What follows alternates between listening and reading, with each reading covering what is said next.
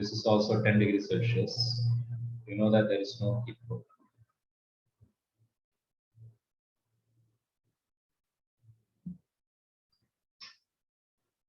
Here it's charge flow rate. And this is also, you can say, heat flow rate.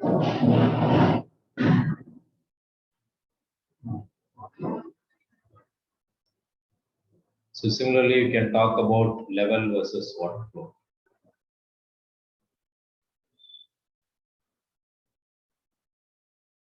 So water flows from higher level to lower level. Current flows from higher voltage to lower voltage. Heat flows from higher temperature to lower temperature. As simple as that. Okay, so this is only for your understanding. But if you write this in the exam, probably they may not give you the marks. So if they ask you to compare temperature and heat, you have to say that temperature. Maybe I will open up the. So temperature is a measure of hotness. It determines the direction of heat energy flow. Heat flows from hotter body to colder body. Okay. So we talked only about the last part, but temperature can be said as a measure of hotness. It determines the direction of heat energy flow. Okay. From your little bit of chemistry knowledge, right? You must be knowing that there's something called pressure, volume, and temperature. So ideal gas equation. So when the pressure, volume, and temperature are stabilized, right? We say that it is in thermal equilibrium or thermodynamic equilibrium.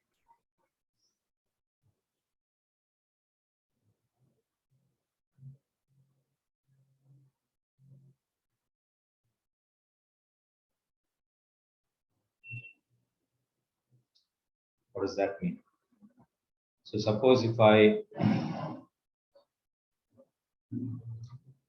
let's say you take so very often you are going to consider this piston, right? So what we mean by a piston is something like a cylindrical shape is here. And then let's say you have a piston over here. So when I compress this, right, let's say initially you have some gas over here, like hydrogen, oxygen, something like that.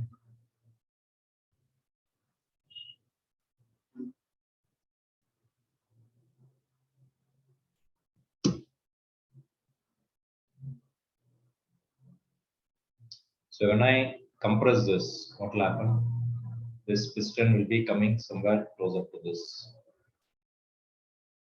So what will happen is this gas will get compressed. So if you look at the pressure, volume, and temperature during the compression, right? The pressure is changing, volume is changing, and temperature is changing. But once it comes to a final location, right? And if you leave it for some time, what will happen is the pressure will be increased compared to the initial case. The pressure will be increased, but it will come to a stabilized value. Similarly, volume will also not be changing. Similarly, temperature will also be constant. And that kind of situation where pressure, volume, temperature are stabilized.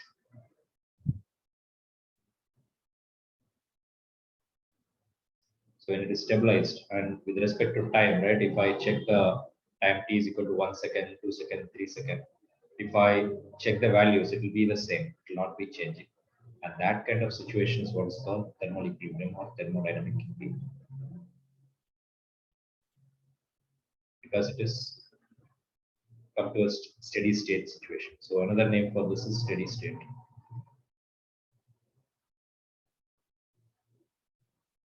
Okay. With respect to time, it's not changing. Opposite of steady state is transient. So when you're compressing it, it is transient because everything is changing.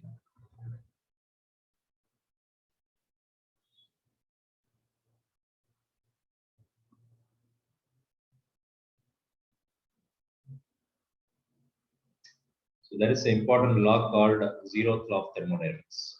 Okay. Later on, we'll study something called first law of thermodynamics and second law of thermodynamics.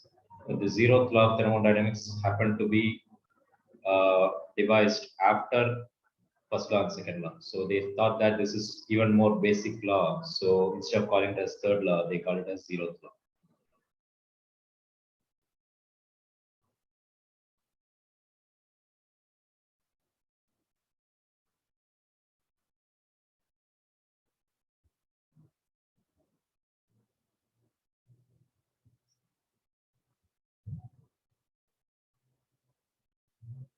So what this says is, the statement is very simple. Suppose if you had three objects called as A, B, C.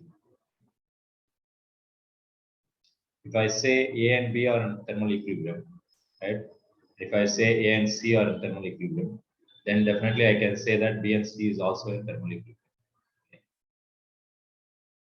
That's all. So very simple. If TA is equal to TC, and again we are talking about temperature. Suppose if this is connected with the upper rod, right? A is equal to C. So initially the heat will be flowing from higher temperature to lower temperature. Let's say this is hot and then it is flowing. Which means what will happen is eventually after some time, the temperature of A and temperature of C will be equalized. And let's say I'm connecting A and B also with some other copper rod. Okay, which means eventually this will also be in equilibrium. Okay, so if I measure the temperature of B and measure the temperature of C, what I will observe here is, okay, I forgot to say this one, so I can write it over here. So TA is equal to TC after some time, and this says TA is equal to TB. Then definitely I can say that, okay, in your, doesn't matter, okay, you can take anything. So if these two are sure, correct, right? Obviously you can say that this and this will also be thermal equilibrium. It looks like it's a very obvious law, but it's very important in thermodynamics. So we assume that if I say that this and this are in equilibrium and this and this are in equilibrium, then it goes without saying that this and this are also in equilibrium. And when I say equilibrium, we are not talking about static equilibrium, dynamic equilibrium in the force chapter 5. We are talking about thermodynamic equilibrium. Okay. Thermal equilibrium.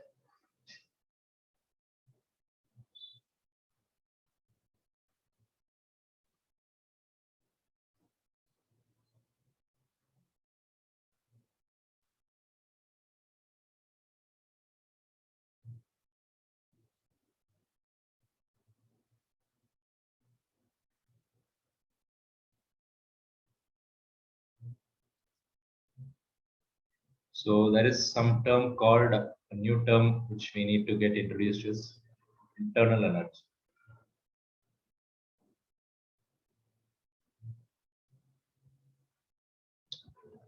Suppose if you take a gas molecule, right? So let's say the gas molecules are now sitting very close to each other. But as I start heating this up, right, what will happen? The molecules will go farther away.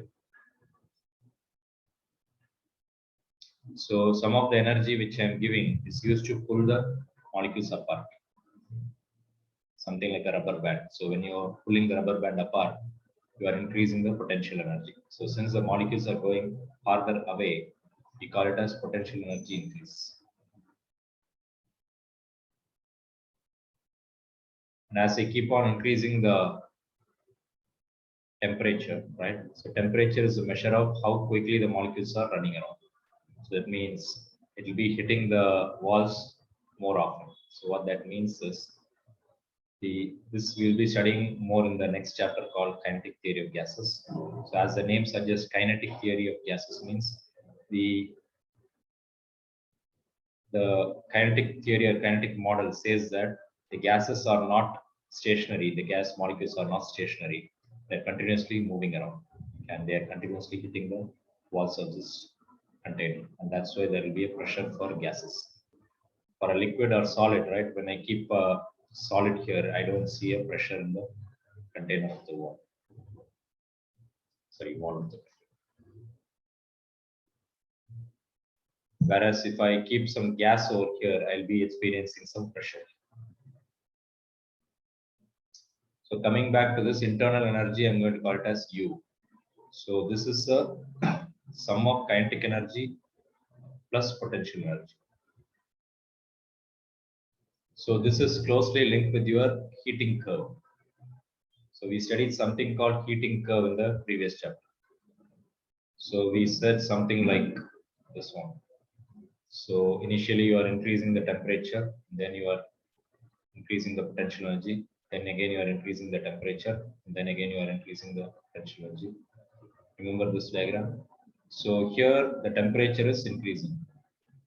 Here the temperature remains the same, but potential energy is increasing. So when I say temperature is increasing, the molecules are kind of vibrating faster. So in the case of ice or solid, it's kind of vibrating faster. In the case of solid gases, gas molecules are running around faster. The same thing is applicable for water also. So it's kind of, if it is hotter, it is running around faster. So take it down properly. As temperature increases, it is nothing but kinetic energy increase. Okay, this arrow means higher kinetic energy. So as temperature increases, kinetic energy increases. In other words, this is microscopic world.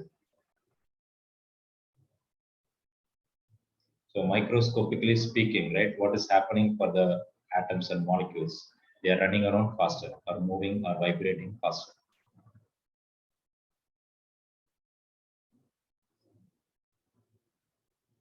Okay, right, there's molecules moving faster. This is molecules. Okay, I don't have space here, so take it down. This is macroscopic. So temperature is something which you can see. Kinetic energy is something which you cannot see. You cannot say just by feeling the gas. You cannot say that okay, this molecules are running at 500 meter per second. You cannot say that. Okay. So this is microscopic. This is macroscopic. So temperature can be something which you can see in the molecule. So this is in the slanting regions, right? The kinetic energy is increasing.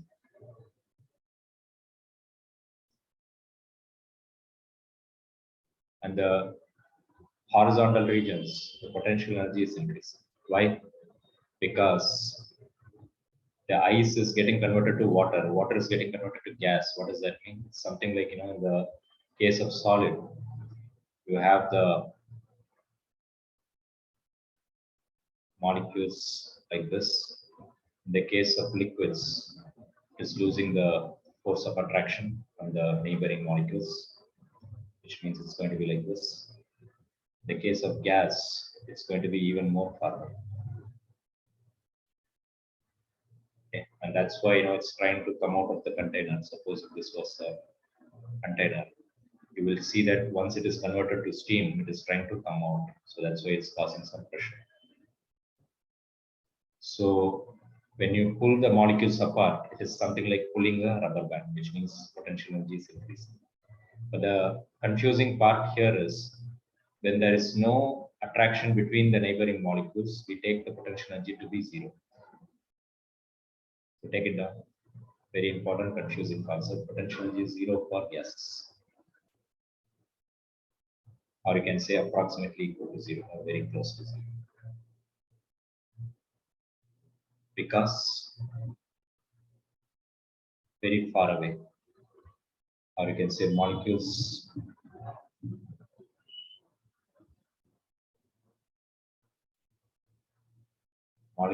are very far away.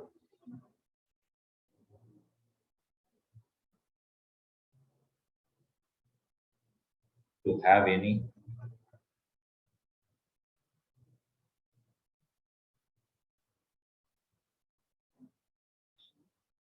intermolecular forces of attraction.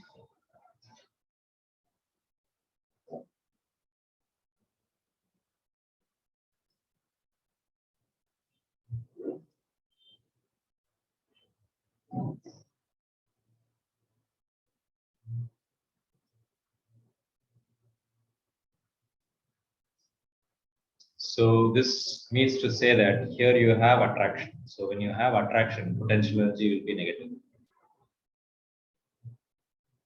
Here also it will be negative.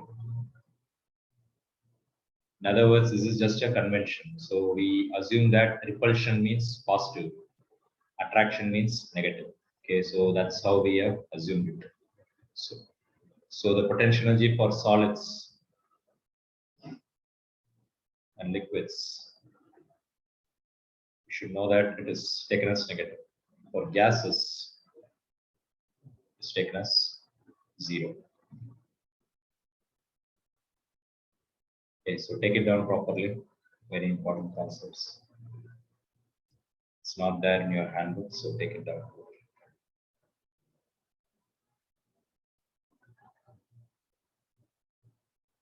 So everyone understanding there are two aspects of internal energy.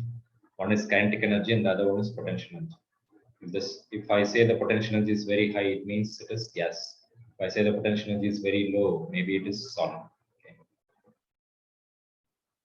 If the temperature is very high, it means the kinetic energy is very high. So in solids, it will do only vibration. Here it can move around. Here it can move around much higher distances.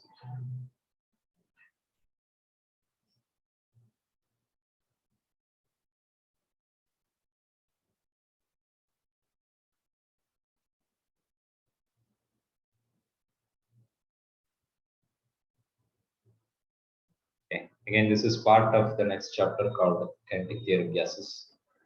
But again, all these three chapters are like overlapping concepts.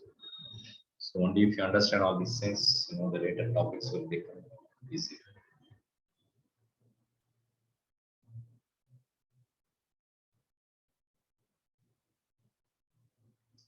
Again, as I told you, thermodynamics is slightly, tricky chapter. I wouldn't say it is difficult. Okay, you just have to have an open mind and have some imagination so that you will be able to appreciate the concepts. Okay. Again, I've told you 1,000 times, when you're going for engineering, definitely you need all these basics. Okay.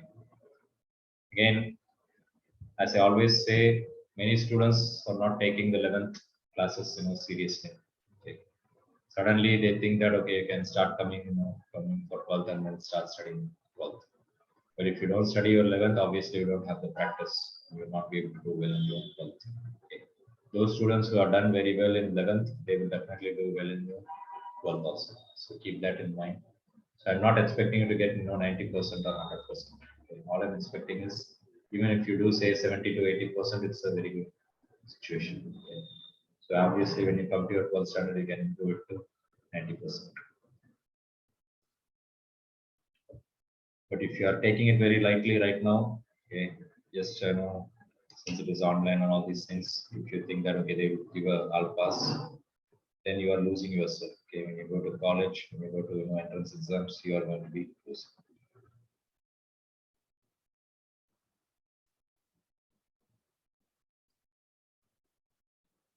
Okay, so far what we have seen is, let's go to the handbook. We talked about the difference between temperature and heat. Okay, very often we think that temperature and heat are same, but temperature is measured in Celsius or Kelvin. Heat is measured in joules. Thermal equilibrium, we said, it's nothing but steady state. When everything is settling down, that's what is called thermodynamic equilibrium. Zeroth law, we talked about it. Then we talked about the internal energy. Okay. So I told you, for gases, it is taken as zero. So in the case of solids, it is vibrating. That is what is your kinetic energy. In the case of liquids and gases, it is moving around, and that is your kinetic energy.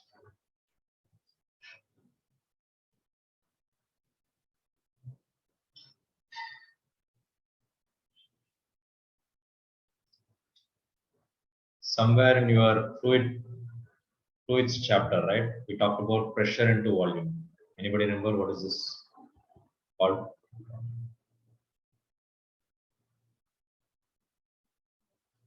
Nobody remembers it.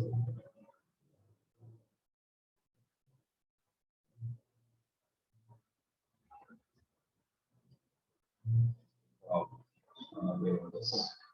Pressure is Newton per meter square. Volume is meter cube. It's actually work done or energy. Yeah. That means V joule. Okay, Newton meter is nothing but joule.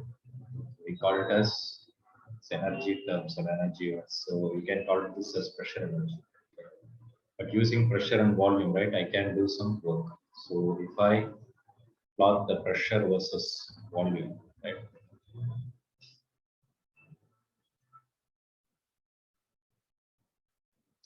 Suppose if I say that as I told you, now every time we are going to look into this piston,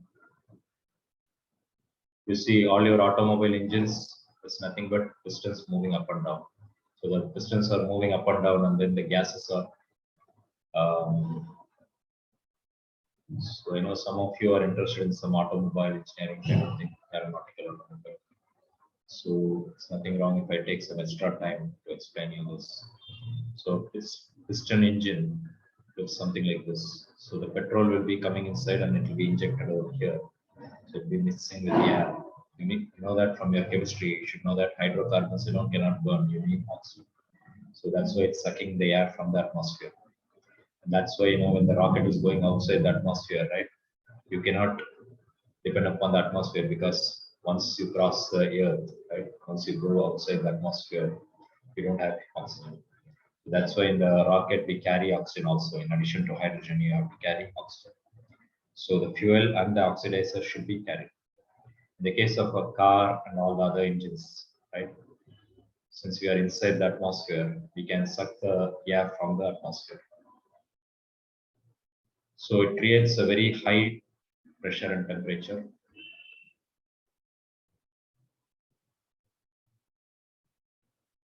When it is high pressure, what will happen? It will put some force on this piston. So this will get pushed downwards. So you have something called connecting rod and the crank mechanism. So when this is getting pushed downwards, this crank will start rotating, because it will go down and then again it will come back here. So that means continuously it's an expansion and then compression, expansion and compression. And that's what happens in a four-stroke engine. Okay. So that's why this chapter is extremely important for you to understand all these engines. So in other words, thermodynamics is nothing but study of engines. Because when you go to engineering college, you'll be studying more about the different types of engines: two-stroke engine, four-stroke engine, turbine engines. Okay, there are different types of engines. But here you are studying the ABCDs of what all the things, the science behind the engines. So that's the importance of this chapter. So suppose if I say, generally for our theory purpose, we will show the container like this, but in reality, the engine will be looking something like this. It will be like inverted like this. So what did I say here? The high pressure will be pushing this down. So as it is getting pushed downwards, the piston will be moved downwards. That means the pressure here will be reduced. So the volume increases, whereas the pressure is decreased. Okay. And that we are going to represent it as a diagram.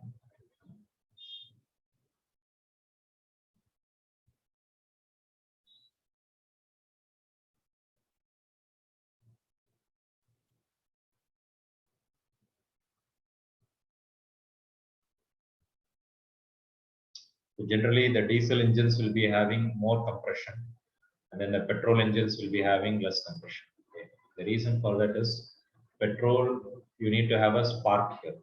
Okay. So only if you have a spark, you'll be able to ignite the petrol. And when I say petrol, I'm not igniting the petrol, I'm igniting the petrol and air mixture. Okay. In the case of diesel, you don't need a spark plug. Okay. So why? Because anybody? Why? Sir, because diesel engines, if you just compress the fuel, it will get ignited. Okay, very good. And that is what is called self-ignition. Okay.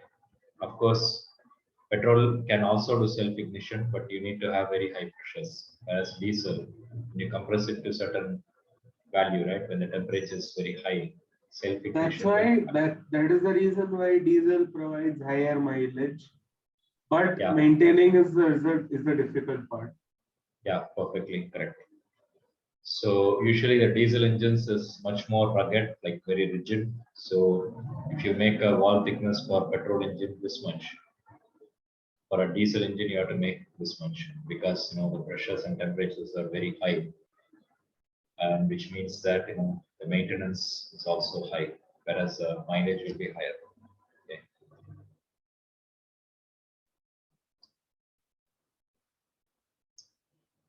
Okay, again, these things they are not going to ask you in the exam, okay, here. But if you go to engineering, I'm sure you're going to study all these things much more in detail. Okay, you don't have to know all these things, but if you know this, you will understand where all these graphs are coming from. So, as I told you, as the piston is going down, what will happen is the pressure is dropping, whereas the volume is increasing. So the area under this curve is what is your work done. So when the piston is moving down, that is your work done. In other words, it's a mechanical work done. Okay, so take it down.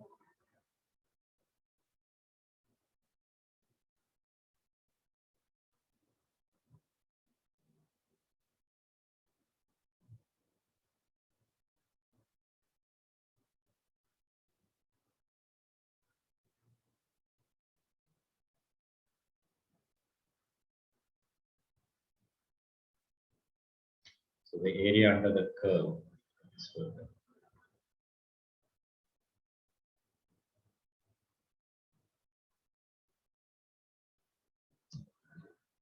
Okay.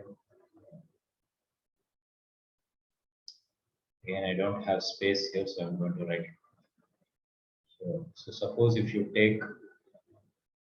I had a pressure like this, and if I had this as my volume difference, V1 here to V2.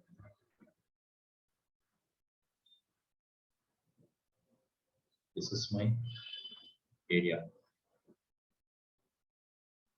So in this case, I will say that the work done is equal to the area is equal to the pressure into V2 minus V1.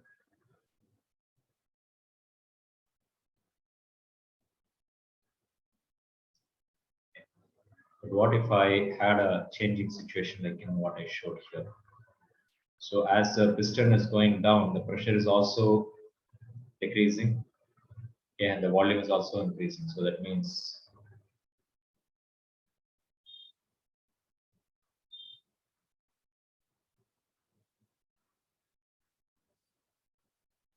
so in this case, you don't have a rectangular shape below the curve. Instead, you have a changing curve like this. So in this case also, this basic principle is still the same. But then since it is a changing curve, right? So what we do is we do the integration. Okay, many times we have done this many times earlier. So this we going to take as dv. This is v1. This is v2. This is v. So at every point, the p value keeps changing. So if something is changing at every point, right? I would call it as a small work done in this small region, right? Small work done in this small region dW can be written as pressure at this point P into dV. As I always say, there is a huge blunder in your CBSE syllabus. Okay, so without studying, without the basics in your mathematics, you will find it a little bit difficult. Okay, but for now, the basic understanding is pressure into dV is your area under this rectangle. So if I want to find the total work done, I have to integrate this.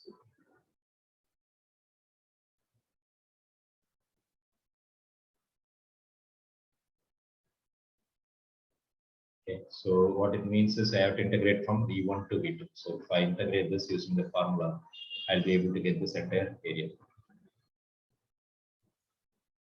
Okay. Again, how this works, this formula works, that will be mathematics. Okay, so let us not worry about the mathematics now. So we are studying the physics behind these concepts.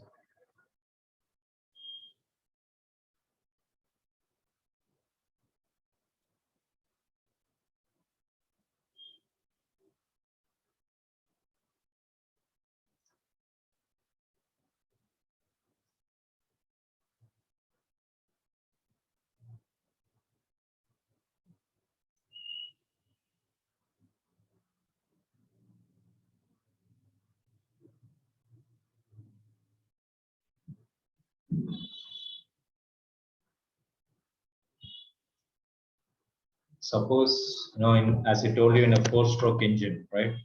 You cannot keep the piston coming down and then stop that, right? What happens? The next cycle will begin. So again, it will be just going upwards. So what will happen here is, let me see if I have a nice diagram to show that. So when the piston is going up, this exhaust valve will open. And that's when you see the exhaust gases coming out. Okay. So all this exhaust gas will be coming out. And then in the next, so that is called exhaust stroke. So let me see if I can draw some simple diagrams as well. So again, none of this is required for your exam right now. It's only for your understanding. So you have something called intake valve, and then there is something called exhaust valve. So from the intake valve, the air will be coming in, then the petrol will be injected inside. Okay. So this is called intake stroke. So as the piston is going down, it will create a vacuum here, which means the air will be sucked inside here. So that means it is your intake stroke.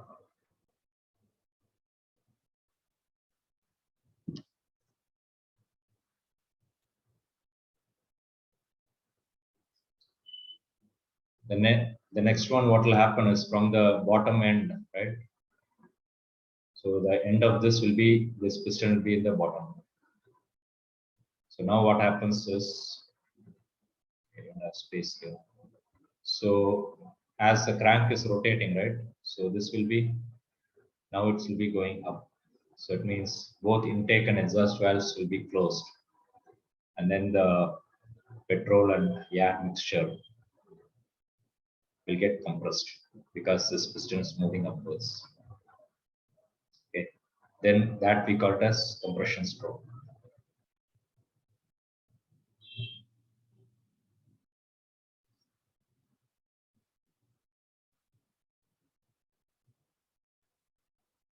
And this is where, I was showing the earlier case. So after this, what happens is there will be a spark. The spark plug will look something like this, and there will be a cathode and anode. So there will be a very high voltage set between this end and this end. So that will create a spark.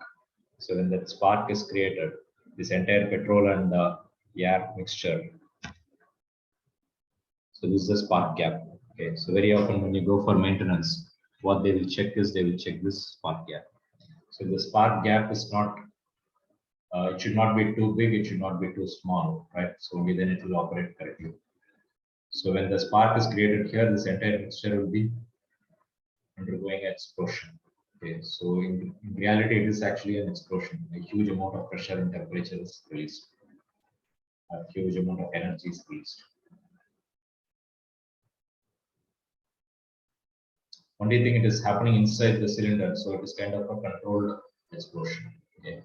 If it happens outside, it is dangerous. Whereas since it is happening inside, it's a controlled explosion. So now, because of this high pressure, what happens? This is coming down. So this is your power stroke.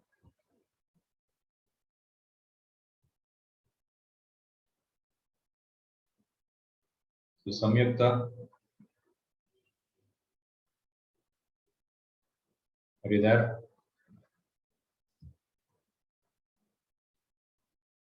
Samyukta, talking to you. Can you hear me, sir? Yeah. So what's the issue? So I had some network issues, so I couldn't join. Actually, there was a power cut here, and if there's no current, there was no. I couldn't join, sir, because there was no perfect network. I'm sorry, sir. Okay. So this is your power stroke, right? So it's coming down. So the last one is the exhaust stroke. So as I told you, after coming to the bottommost part, so this gases which are left over, you see all these things are already combusted. Okay, the combustion is over, which means the high carbon has been converted to carbon dioxide. So you have petrol, you have C and H. So this can be C8, H18. I don't care about the numbers. So basically what happens is the C is converted to, C combines with oxygen to form CO2. H combines with oxygen to form H2O. Okay. And that has to be sent out. And that will be your exhaust. Exhaust valve. So since it is going upwards, it will be expelling all these gases out.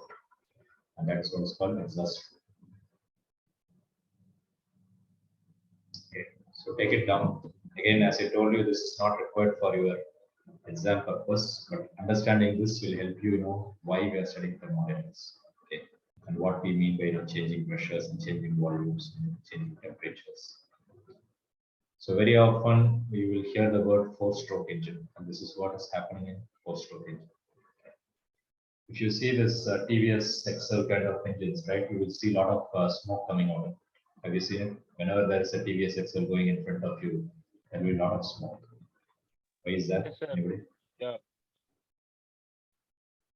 Why is it like that?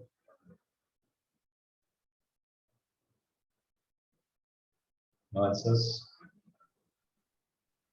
Because it is actually a two-stroke engine. So usually, in a two-stroke engine, the combustion does not happen completely. In a four-stroke engine, the mileage will also be more, and then the combustion will also be better. So in a way, mileage is dependent upon how well you are combusting all this carbon and hydrogen. Because this is an exothermic reaction from your chemistry, you must know what is exothermic. Okay, it's giving out energy. So the more carbon and hydrogen is burned to carbon dioxide and hydrogen H2O, right?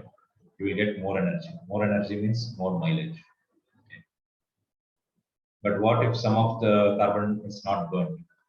So that is what we call it as unburned carbon, or sometimes it will be instead of carbon dioxide, it will be carbon monoxide, and then that will be unburned hydrocarbons. Okay. So all these things are bad for our health. Okay, whatever is coming out in the atmosphere, all these things are very bad. So whenever you see some black smoke coming, it's all unburned hydrocarbons.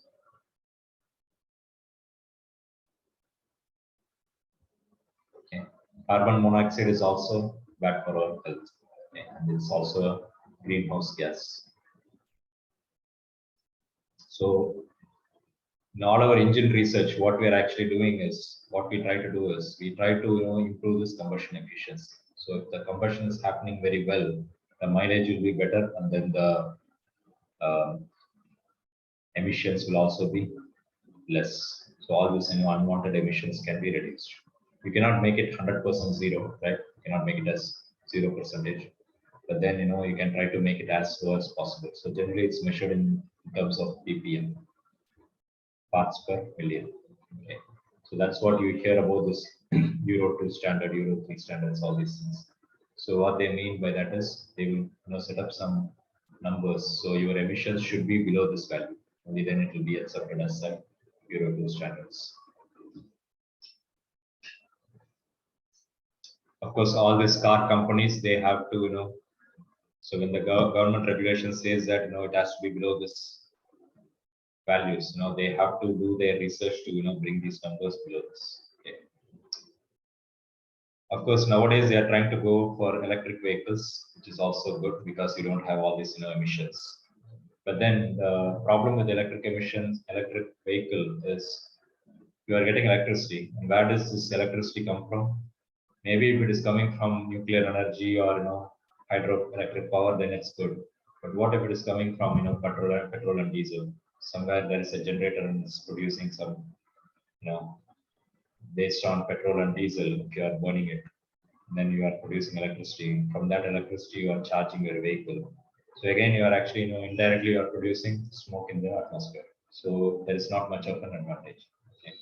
So the electric vehicles will be very successful only if you are producing the electricity from other sources instead of producing from petrol and diesel, right?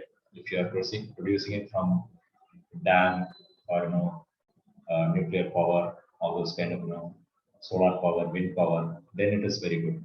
Okay. And another biggest problem with the electric vehicles is you should have a good infrastructure, right? So wherever you're going, you should be able to charge it. Let's say you're going in a highway and you are seeing a low battery. then that should be, just like your, petrol stations. You should have some electric stations to charge your Apparently, the vehicle. infrastructure is really good right now in India for this electric vehicles as of now. Where? In India, Hmm. as per the number of vehicles in the number of electric vehicles are most probably in metropolitan cities, Mhm. which connect the main highways. So those have really good electricity charging stations. Mhm. So as of now, there's no such issues going on. Okay. Yeah, I'm not. I don't know much about this topic, but my guess is right now electric vehicles they pretty much use inside the cities. Maybe they don't use it for very long drives. Anybody having a different opinion? Not a different opinion because maximum range which a car in India is able to get with an electric vehicle is maximum 450, sir. Not about it. How much? 450. 450 kilometers. Yes. Okay, but that's not bad, right? Maybe I can go up to Tirupur or Erode and then come back, right? Happily I can come back, or even a little more than that. But if I want to go to say Chennai, probably I may be in trouble. Right?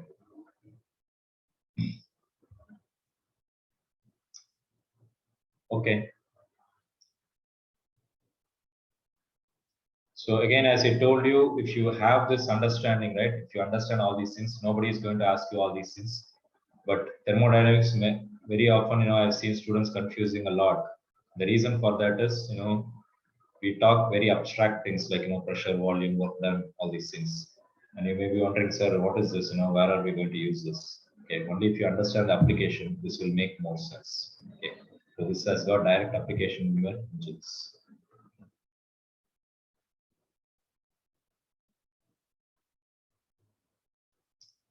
Okay, I hope you have taken down some simple diagrams for these four-stroke engines. Okay, particularly if you are planning to students who are planning to go for mechanical or automobile engineering or aeronautical, these things are very important.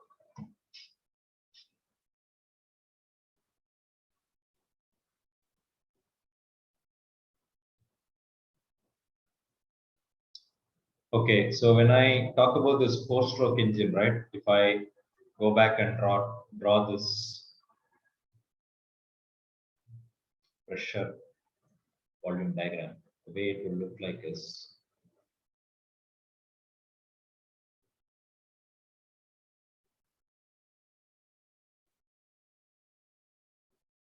when the power stroke is happening, the piston is getting pushed downwards, which means the pressure is initially it is increasing, but then this as it is pushing down the piston, right? It is decreasing and the volume is increasing because the piston is going downwards.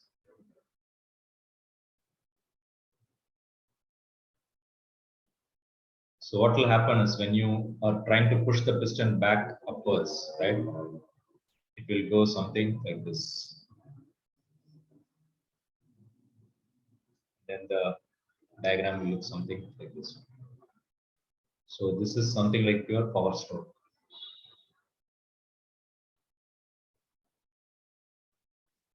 Where work done by the system.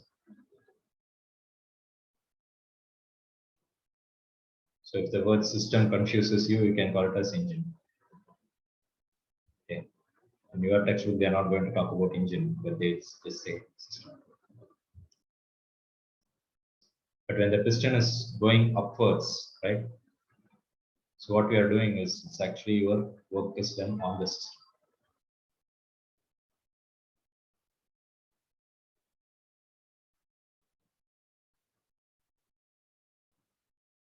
So this is the part usually students confuse a lot. So as a machine, right? Engine is nothing but a machine. So I want the engine to do work for me. I don't want to be doing the work on the engine, right? But still, as I told you, to make the cycle complete, you have to bring the piston back to the top. Only then the intake stroke will start. So to make that happen, you have to. So some of the energy from here will be taken and it will be going back. So it will be pushing the piston back upwards. So when the piston is pushed upwards, the work is done on the system. So engine is not doing the work. Work is done on the engine. What did I say about the work done? So the area under this entire thing, right, is your work done by the system.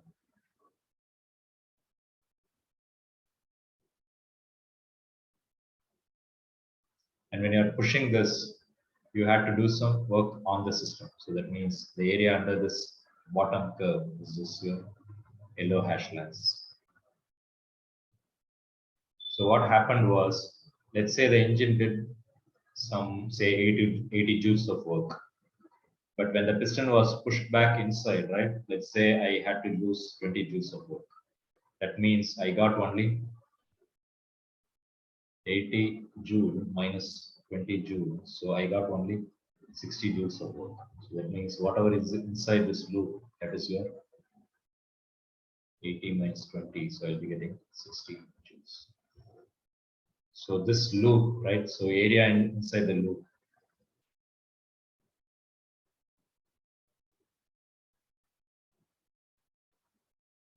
Area inside the loop is equal to the energy or work done. Or you can say net work done. Why net work done? Because some was lost in the moving the piston upwards. Okay, so this is the reason why I was trying to explain the four-stroke engine. Without understanding that, you will not be able to appreciate this. Okay, so in the book they are given it in a very theoretical way. So if you understand the engine concept, this is very, very easy. So very often we will use the word net, right? So net means you do some subtraction addition. So the total will be, or the net will be this much. So let's say somebody is, getting an income of say 1,000 rupees. So 100 rupees is lost in tax, which means the remaining only the 900 rupees is your net or gross. Sorry, this is your gross salary. This is your net salary, right? Because tax was. So this we call it as net. So net means you are subtracting the losses.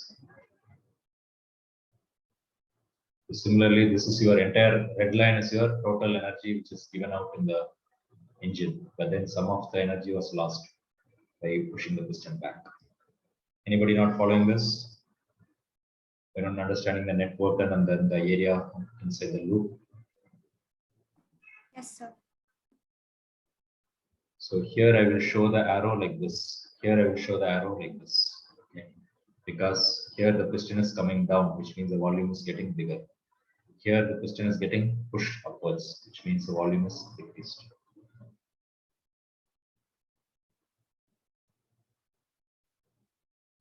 And if you are wondering, sir, what is this straight line? Well, this is where the combustion is happening. So when the spark is igniting, right, what happens is suddenly the pressure is rising up. So it means there is a sudden pressure rise. So if you want to know, again, you don't have to write all these engine related things in the exam, but it's good for your understanding. You can call this part as ignition or combustion.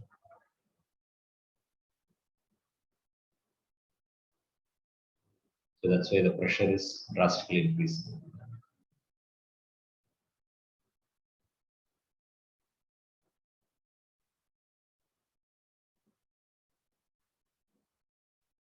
Okay. If you're wondering, sir, why did the pressure suddenly drop from here to here? When the exhaust valve opens suddenly, right? What happens is all the high pressure gases will be going out. Once all these gases are going out, even before the piston starts moving upwards, all these let me go back to the drawing.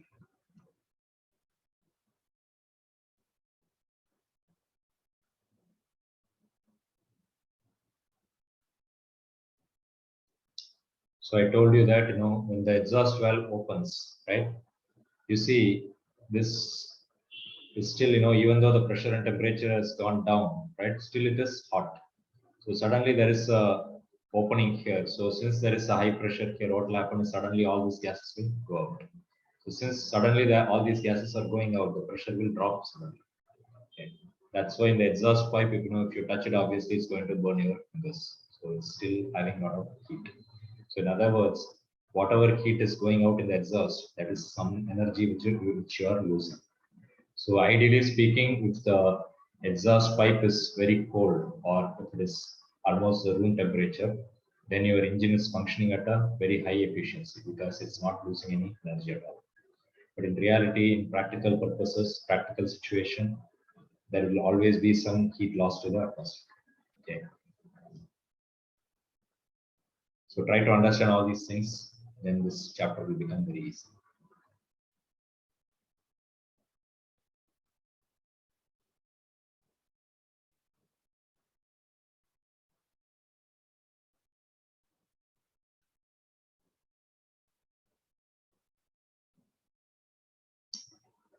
Okay, just a sec, need some water.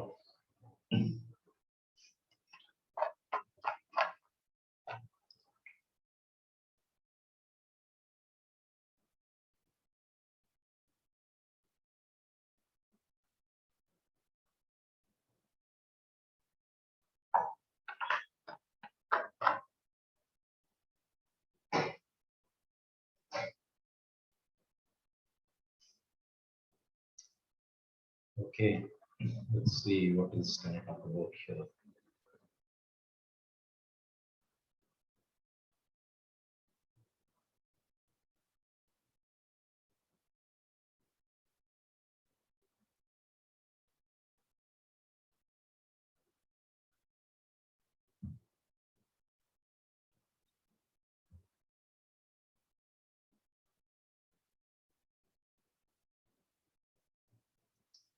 Okay, so let's see. These things maybe I can come back later. Okay, this is just mathematical discourse. So we need to talk about point function and path function.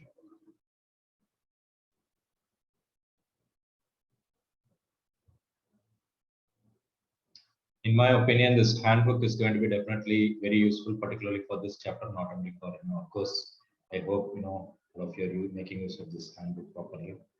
But this particular chapter, it's going to be very, very confusing in the textbook. Okay. So study the handbook properly, take down the notes properly. And then if you start reading through the textbook, it will make more sense. So basically, this handbook tells you what are the things you have to carry it in your head. Okay. Textbook is for the entire understanding. So you have to read through the paragraphs, but you don't have to carry the entire paragraphs in your head. Okay. But whatever is given in the handbook, you have to carry it in your head, both for your board and school exams and also for your entrance exams.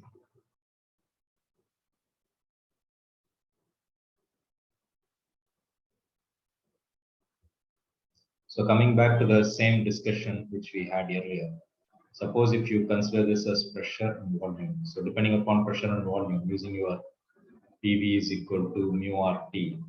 Right? So in your chemistry, I don't know if you already studied this or not. This is your number of moles, right? This can also be written as PV is equal to M RST. So we'll study more about this in the next chapter. Okay.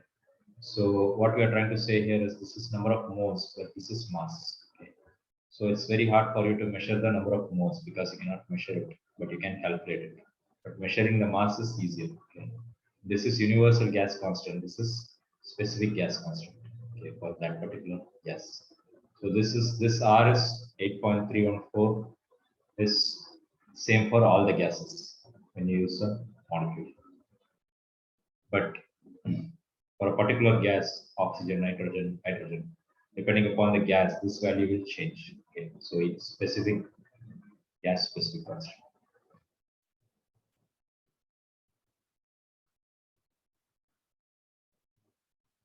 Or specific gas constant. This is universal gas constant.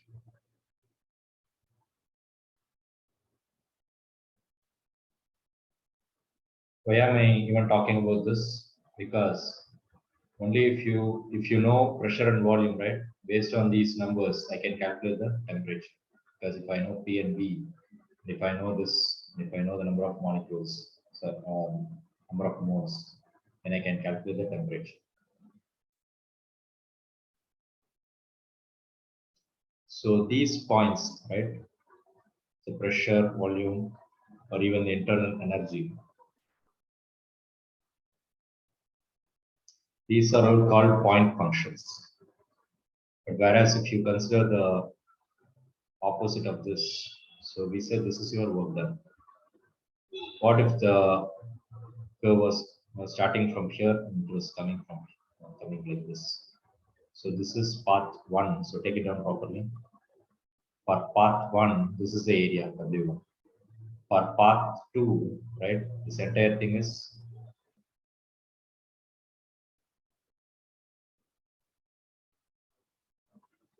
maybe I draw it in a separate black, drawing the same thing.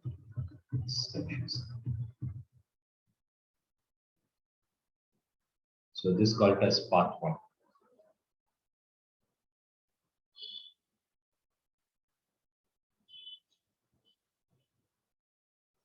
If you draw a different curve like this, and if it's following a different path, same pressure, same volume, right? So it's coming to the same point 1 and 2. So this is called state 1, state 2. Okay, this is part 1. So I'm starting from state 1 to come to state 2, but I'm following a different path, path 2. So now if I want to calculate the work done, it will be different. So this is W1, this is W2. So what I'm trying to say here is, depending upon the path, the work done will be different. Okay. So whether you go this way or this way, the work done will be different. But once you come to state 2, right, pressure, volume, temperature, internal energy, all these things will be same. Okay. So it doesn't matter which path you took. Whatever pressure, temperature, volume, and internal energy measurements, all these things will be same. Okay. So those kind of properties are called point functions or state variable. These kind of things, for example, like the work done, it depends upon the path. So these things are called path function. So take it down. Point function versus path function. Or another name for this is state variable. And this will be called as path variable.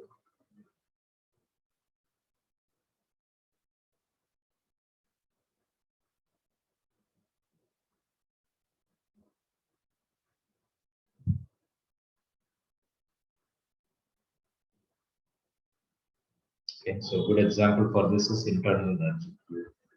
Good example for this is work done.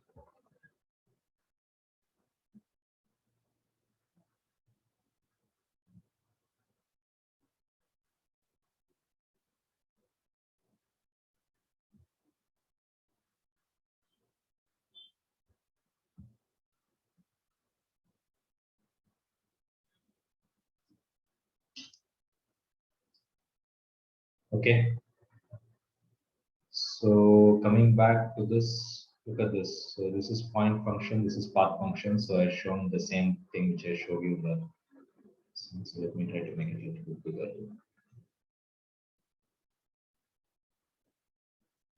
Path function and path variable. Take this point function as state variable.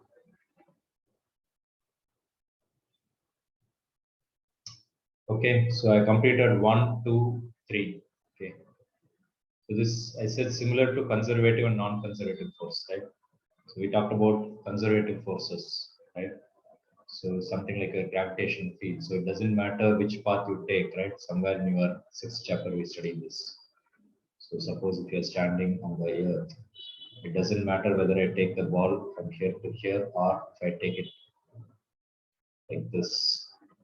The potential energy here will be the same. It doesn't matter what it is, right? So this is called conservative phase. So I'm just saying that it's something similar to that. So here the path does not matter. So that is something like your point function. This is something like your friction. So suppose if I'm pushing it in the pushing it in the table. Let's say this is my table. I'm taking a block, and let's say I'm pushing it this way, and then this way. Okay, instead of pushing it this way, if I pushed it this way, I would have done more work. So it means path also matters here, which means this is non-conservative. So friction is, somewhere we studied that friction is an example for non-conservative force.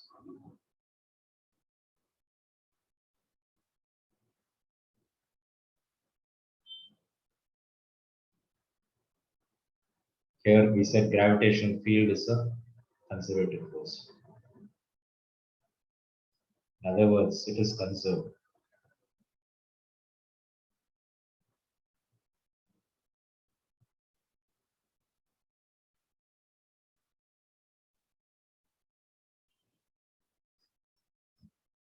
Okay, so I'm going to stop here.